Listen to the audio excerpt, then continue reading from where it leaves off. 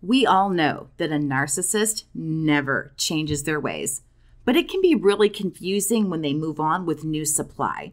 This new person, new relationship, this whole new dynamic can seem to cause the narcissist to behave very differently with this person than they behave with you. This video will explain some of those changes that the narcissist does make, but really more importantly, why there are these recent developments for the new flame, but not for you.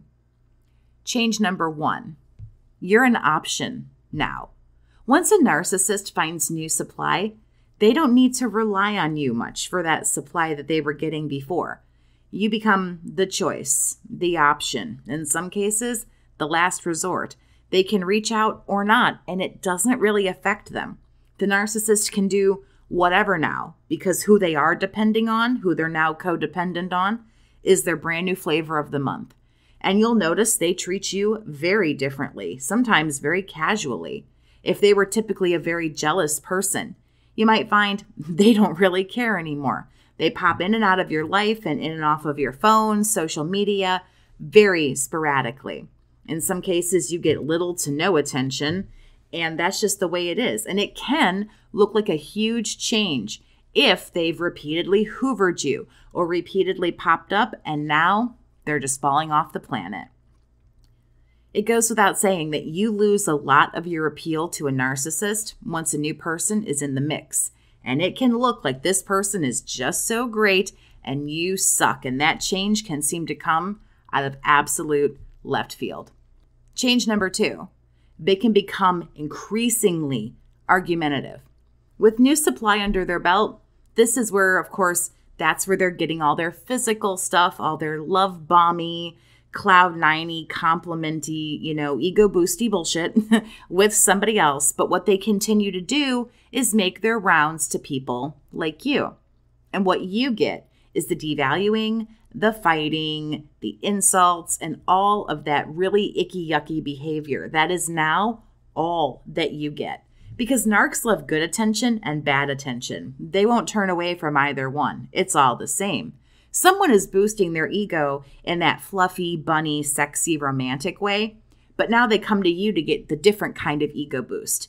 They're going to fight with you, struggle for power, make sure you know who's in charge, bash you and name call you to make themselves feel good. You just now give a way different kind of feel good than the new supply does.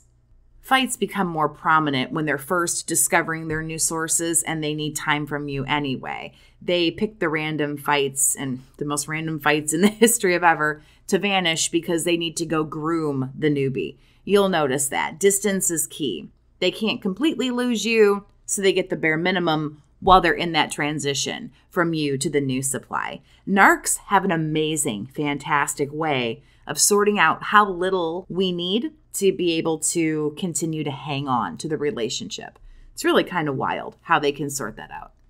To get help and support for what you're going through, you can talk with me one-on-one, and there's a couple of different ways you can do that. One, you can send an email to bookachatwithjess@gmail.com, or you can get a list of these services I offer and book online. You can just go through my website, the link and all that information, my email address, so on and so forth, all down in the video description for you if you want to check that out. Change number 3, they get all fancy. If they have new supply, or even if it's not really maybe new anymore, quote unquote, the relationship with you is over, you're still going to see that change in their appearance.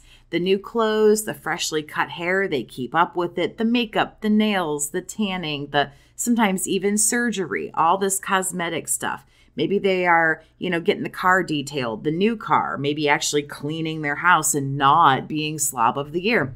They're going to try to be cleaner and all around look better. And this change is very clearly to impress someone new who doesn't know how they really live, or they have to keep this going because they're going to try to maintain it as long as they're love bombing this person. It helps keep up the facade. But this is a change that you might notice. They were a complete slob with you, buried under a pile of garbage, haircut, once every 85 years. And now all of a sudden they're so fresh and so clean and everything's all great. And you're like, really?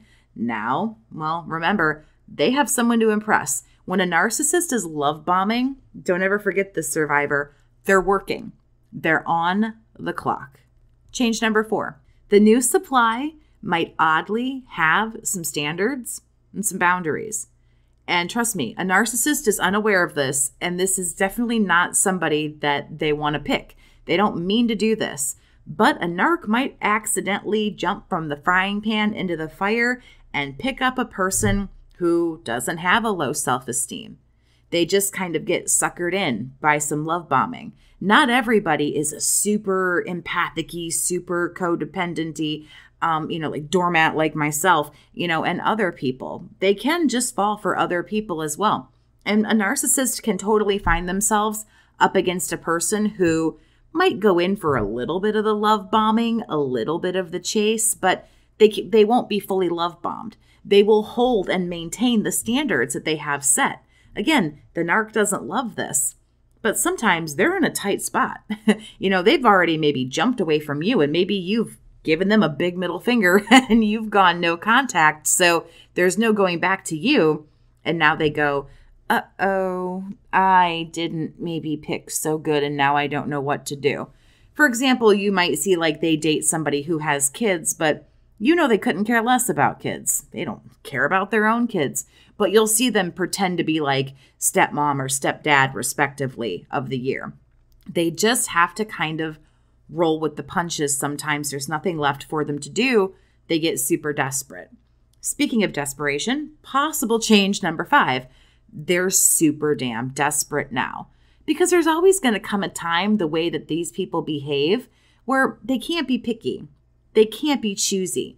They're going to latch on to what they have, and they're going to kind of, to a certain extent, do what's asked of them.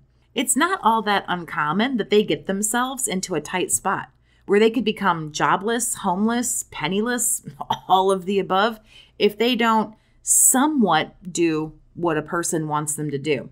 Sometimes they have no choice but to conform. Rest assured, when that seems to be the only road they have to go down, you will see the temporary change, you will see the conform, but the heads on the swivel, the new supply, the doormat to end all, be all doormats, the biggest codependent of the year, they are in hot pursuit of finding that new person. If you want to get connected with me, then I invite you to become a channel member here on YouTube. And becoming a member gets you loyalty badges, special survivor emojis, a whole bunch of videos, and access to my chat group on Discord. A simple app where myself and other survivors all chat together all the time about a bunch of different topics. And it's a really great little support group that we're building there. So there's a link to do all of that down in the video description, or you can just click the join button right below this video here. We hope to see you over on the group chat, and I appreciate you considering becoming a member. What you'll notice when it comes to narcs and all this stuff is these changes are, yes, all temporary. Sometimes they're going to have to comply. Like I say, they're gonna go, oh, okay, I get it. This person is, not who I thought they were. They're trying to get me to adult and all this shit I don't want to do. So I'm out. You will notice the changes. They're temporary. I mean, they have to be nice at least every once in a while to get access to what they get access to. I'm sure we can all notice a million little changes, but it's all temporary. It's all because they're on the clock. They're love bombing. They're working. They will always go back to their old self in the end. Survivor, it's so much easier for them not to change. By thinking that they're all of a sudden going to be someone different and miraculous, you are asking a lot out of somebody like this. Do you know what's easier to do? Be disenchanted with you in the relationship, blame you, let you know it's all your fault, drop you like a bad habit, and then slide right into the relationship with somebody else that you've probably already been grooming for 1 to 2 months anyway. Why on earth would they go to therapy, think about it, self-reflect, work on it, try to make something work? It's just so much easier to go, oh yeah, them, they suck. This next person, this will be the love of my life now. If you want, check out all that information down in the description. Thanks so much for watching. And most importantly of all, have a great day, Survivor, and take care of yourself.